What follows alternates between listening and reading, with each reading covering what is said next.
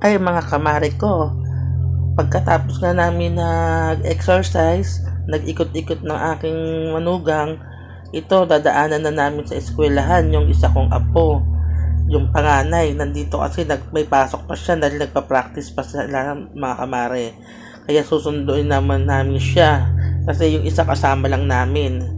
Dahil gusto ko talaga maglakad mga kamare ko. Nandito na nga kami mga kamare sa school at naghihintay-hintay nga po kami kasi wala pa pong 9:30. 9:30 nga po pala ang labas noon. Ayan nga po pala, maraming mga dito sa eskwelahan. Kasi meron yatang dito sa eskwelahan kaya marami nagbabantay. Ayan na nga po mga kamare ko, nag-tricycle na lang kami. Sumakay na kami ng tricycle kasi dalawang bata na ang kasama namin mga kamare.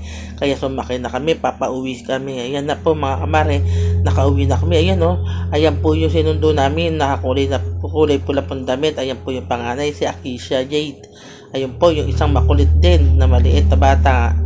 Yan, pero bibo po yan. Sobrang daldal po yung batang yan. Kaya tuwan-tuwa po ako yung sa apo ko. Tingnan mo, pa sila nag-hi pa po sila.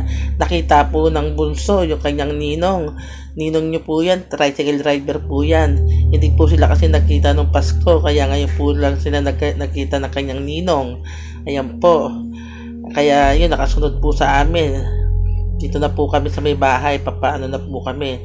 Ay mga pangakamari ko nga pala, pa like na lang and share and follow na lang mga kamari ko. Ang ingay na naman ng mga aso dito sa aming kapitbahay.